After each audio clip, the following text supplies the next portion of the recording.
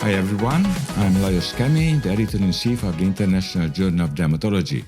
In this podcast episode, my guest is Dr. Alpana Mohta, an associate editor of the International Journal of Dermatology. But first, let me introduce you, our associate editor, Dr. Alpana Mohta.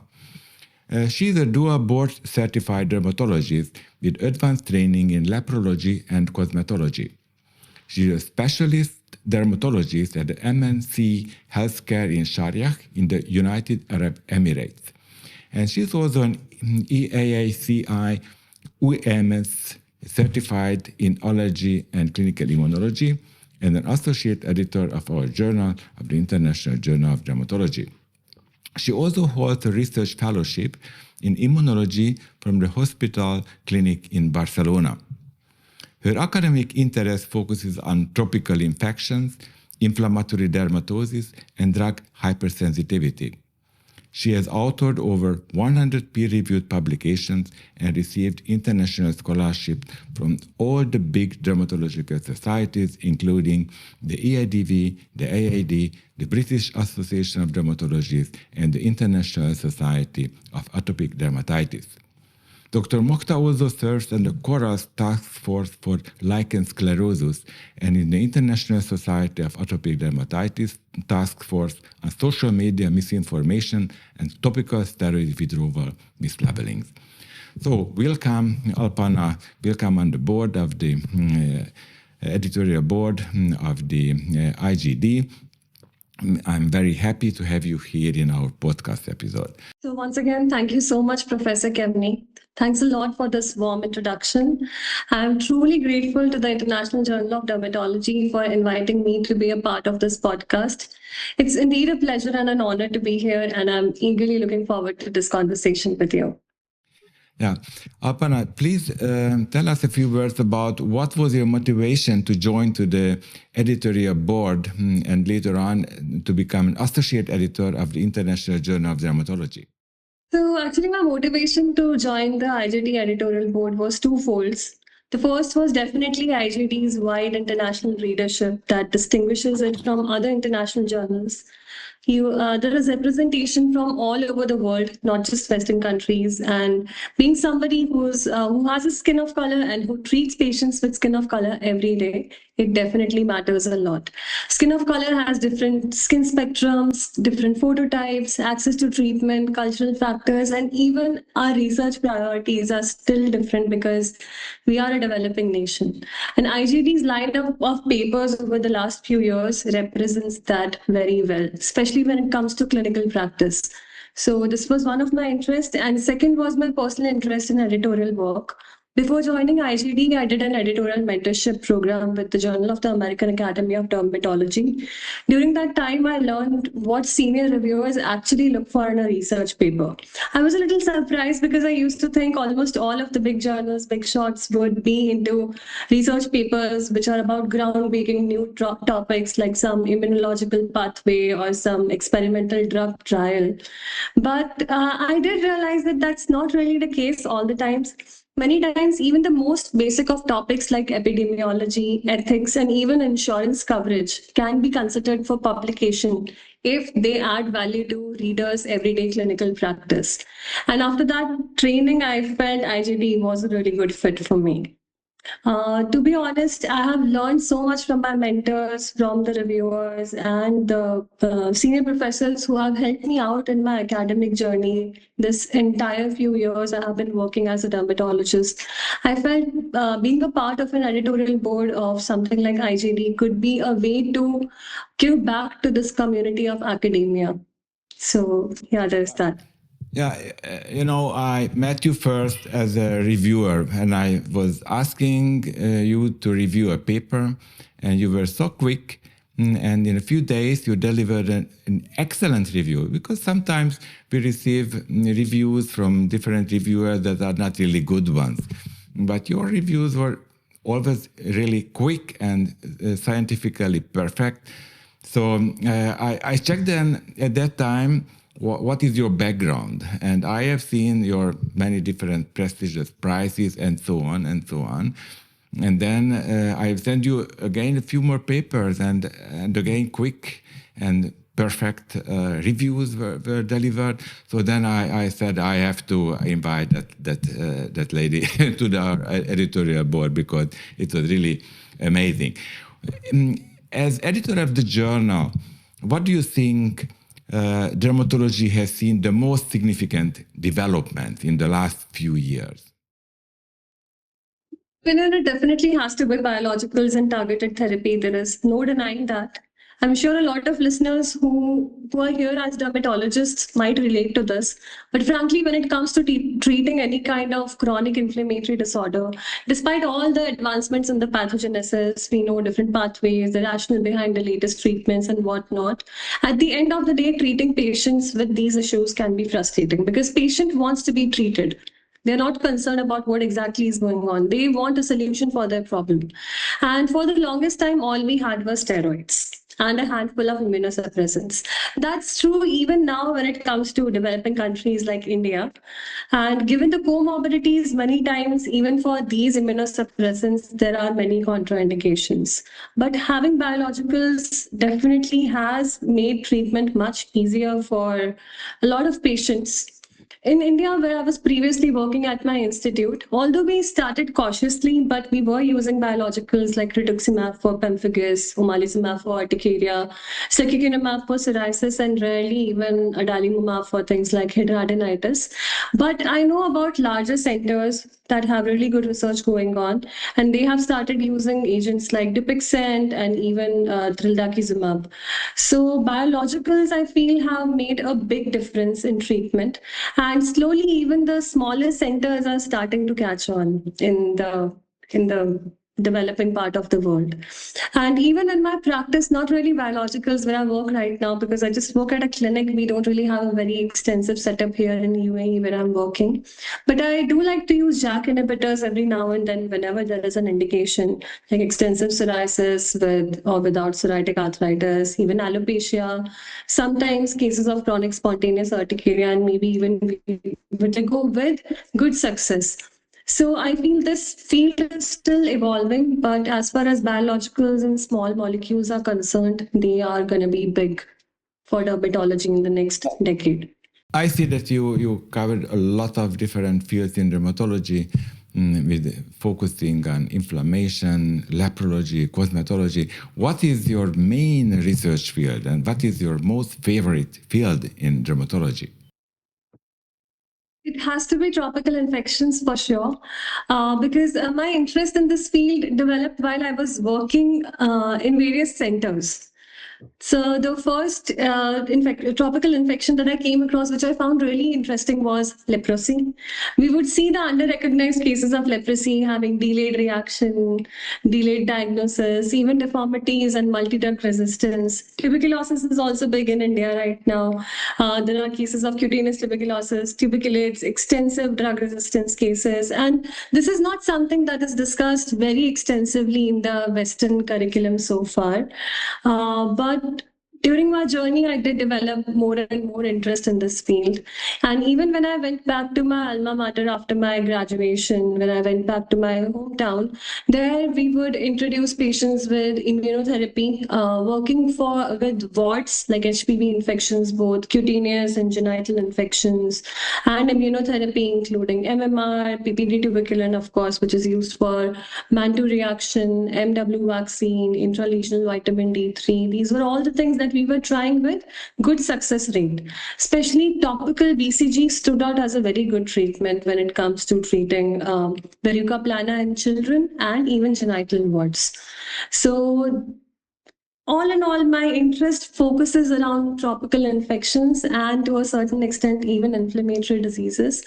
In tropical infections, even sexually transmitted diseases, we don't get to see a lot of chancroid in developed countries, but in India, there is a lot of unrecognized burden of that. There are cases of secondary, even tertiary syphilis like gamma and HIV-associated dermatosis. So more or less, my field of interest in dermatology is still evolving because I'm learning along the way, but most of it is based around what I'm seeing in my clinical practice.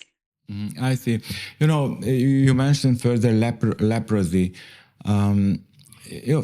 from Europe, it is a little bit difficult to imagine how many patients you see with leprosy. You are working in an environment when you probably see a lot of patients with leprosy, but to get an impression, how many leprosy patients do you see in a month, I would say? Currently, since I have been working in UAE for over a year, I have seen no cases. But when I was in India doing my post-graduation, we used to have a separate leprosy clinic, and we would see at least 3 to 4 cases every week. Oh.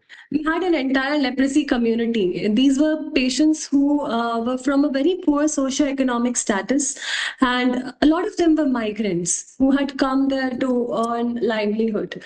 And although leprosy is said to be not endemic in India anymore, it's considered to be eliminated, not eradicated really, but still the under-recognized burden is huge. Patients are not diagnosed early on. There is so much stigma around this disease. Some of the cases are also misdiagnosed in the beginning. Like this one time, I remember when I went for internal medicine rotation, there was one patient who was admitted with a diagnosis of quote unquote psoriasis. Turned out to be a case of type 1 lepra reaction. Oh. So these kind of things still happen. It's still going on. Yeah, and I'm highly interested in how the healthcare is regulated in India. How doctors are working in the private practice or in governmental institutes. Is it allowed to work for the same doctors in two places, or how is it the regulation and the reimbursement of these relatively expensive medications? Dermatological care in India is regulated at several levels. Specialists, all the specialists need to be registered under both state and national medical council. But at a healthcare facility level, it's quite fragmented. Almost everything still happens just on paper. There are barely any EMRs. And most of the public sector does have insurance for all the Indian citizens, covering most of the things from medications to lab tests and even imaging. And when I was working as a postgraduate, even rituximab would get covered for some of the patients. But who is allowed to prescribe? Who is allowed to prescribe these expensive medications? Only doctors working in hospitals, or even private doctors? Only doctors working in hospitals, the consultants, and then we would get reimbursement. Because the kind of insurance sector that we have in India, it's not so uniform. Even the patient health records, it's difficult to access from one to other center because, like I said, there are no EMRs. This was quite striking because when I came to UAE, we have something called the Riayati portal. All the information for one particular patient, be it from any center from all over the country, is available in that portal. But that's not the case in India. And as far as private sector is concerned, there are some insurance, but overall it's fairly limited, especially in North India where I was working. And most of the treatment is done out of pocket by the patients themselves. So, and reimbursement is also a big issue. Yeah, if you are in a private practice and you prescribe an expensive medication, the patient probably will not be able to afford it because these biologicals are really extremely expensive. In Hungary, usually these expensive medications can be prescribed only in special centers and not by private doctors. And if a doctor is working in both parts, it is sometimes not easy because from the private practice you cannot bring the patient back to the governmental hospital. So this is not an easy situation. How is it regulated? If you see a patient in your private practice, can you treat the same patient in a governmental hospital, or is it regulated, or what is what can you do then? If you suppose that the patient would need a biological, but the patient is in a private practice, you're not allowed to prescribe the biological there, but you are allowed to prescribe the same biological in the hospital for the same patient. How is it regulated? Frankly, regulations are a little shaky.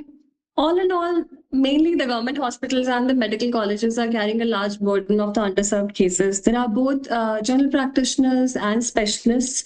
And like I just explained, many of the medications do get covered, even biologicals to a certain extent. So that way, if you can pay, it's covered. Otherwise, insurance reimbursements are quite unlikely. But if you are a citizen of a particular state, because every state, different state, we have so many states in India, every state will have a different government system and have different kind of insurances for the medications. So sometimes they do get covered, but mainly if you don't want them to get covered, you have to go to a government hospital. That's the thing. And as far as sending a patient is concerned, of course, even in private practice, you can diagnose a case, you can tell the patient what all is required, but then you have to coordinate with another colleague who would be there in the government hospital. You have to write a referral, you have to refer the patient, and then they could go. But one thing that actually stands out in India compared to a lot of other countries is easy availability of specialists. Like, it's not like you will have to wait for 2 or 3 months to get an appointment for a specialist. You can see a specialist within a day or two. Oh. So at least the care that you require, you can get. And overall, most of the medications, apart from the biologicals and small molecules, are fairly cheaper in India. And you are working in a private hospital as well, isn't it? Currently, yes, because I moved to UAE. Here I'm working at a private hospital. In India, I was working in public sector. Yeah. What in cosmetic, when we are talking about cosmetic dermatology, what is your favorite procedure that you like really very much to perform? Well, it might sound a little controversial, but I don't like to do unnecessary procedures, frankly. When it comes to the wellness kind of part of the treatment, unless it's really needed, I would not like to do it. I would like to stick to minimally invasive things like skin boosters or mesotherapy, even lasers. But as far as injectables are concerned, unless it's absolutely required, I try not to write it. And at the end of the day, I consider myself to be a core clinician at heart rather than somebody who's more into aesthetics. I see. And when we are talking about skin disease such as the rosacea, and laser treatments are really highly effective in special forms of rosacea. Is it reimbursed by the government or hospitals, a laser treatment for such a condition that is not an aesthetics, but a treatment of a disease? Is it reimbursed or? So in India, no, not at all, never, because aesthetics are not covered under any kind of insurance, government insurance, nothing. Yeah, but this is not really aesthetics. It is just a treatment of a disease, not really aesthetics. But the border is not really clear. What does it mean, aesthetics, or what is a disease? So laser treatments are not covered in India at all by... Laser treatments are not covered in India. Mm-hmm. I see. But in UAE, they are covered for the very high-end insurances, especially for the local population. They are covered to a certain extent, and even cosmetic treatments sometimes are covered under insurance.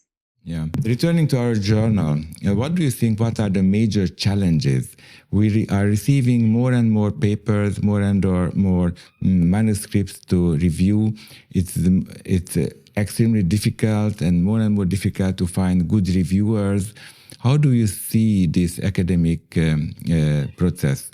We are all authors at the same time. We want to get our paper reviewed really very well and quickly, but sometimes when we receive invitations to review a paper, simply decline it because we have many different things to do. So it is, we as authors, we need good reviewers. However, it is more and more difficult to find reviewers. As an author, I'm complaining that my paper was not reviewed in 1 month or in 2 months. On the other hand, when I receive an invitation to review a paper, I simply decline because I don't have time. So this is something, and I do not see any real good solution. Could you suggest something for the whole academic community, how to overcome on these problems? For authors, like you just said, I feel one of the biggest challenges is to get their work published when it's still relevant in the right journal at the right time. Many journals, sad to say, it has happened with me. It must have happened with so many of the listeners also, that we would not get a decision even after a few months. But I feel that's where IJD maybe stands out, because our board definitely makes an active effort to give a quick response as fast as possible. It saves the author so much time. Even if an article does get rejected, at least they would get inputs from the editorial board. They could make those changes, maybe try in another journal. So that way, I feel IGD does stand out. Even for editors, the challenge, like you said, it's there. It's very difficult to find qualified reviewers, because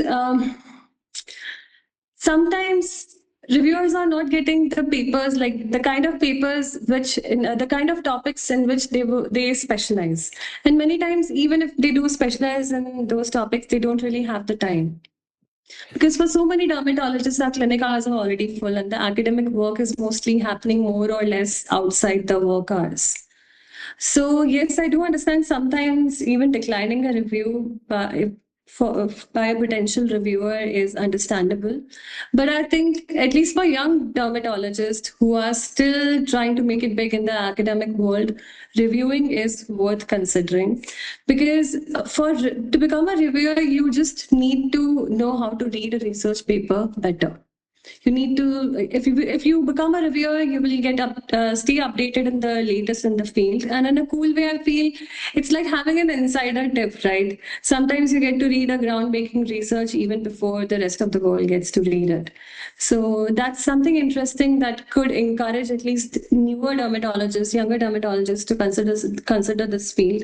This is also something that I had spoken about on LinkedIn some time ago, that there are a few things that you can do to figure out whether a paper is ideal, whether a paper is worth considering for publication. I just wrote these topics down. I can just tell you the 3 questions that I think anybody should ask while reviewing a paper. First of all, you don't have to read it with like a lot of too much knowledge about the entire field of dermatology. You just need to know about the field, the topic for which you're reviewing, and that's enough. You need to read the paper like an early career dermatologist who wants to learn something useful from it, and ask yourself these 3 questions. First, does the question matter? The questions being raised in this paper, do they matter?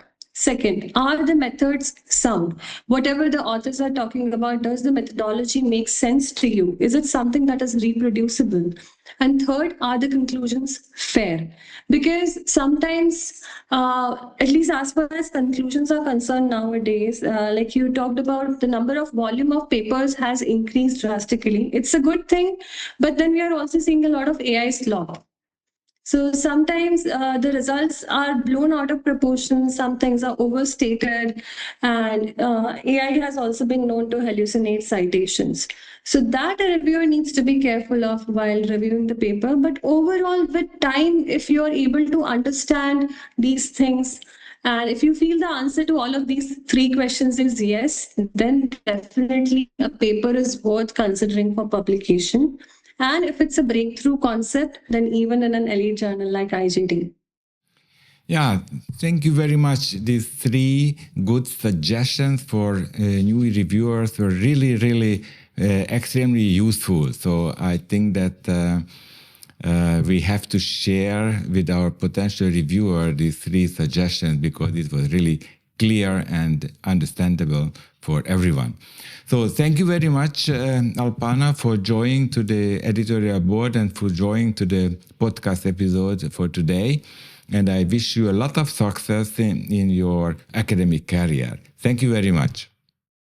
Thank you so much, Dr. Kemény. Thank you so much for having me on the podcast. Thank you.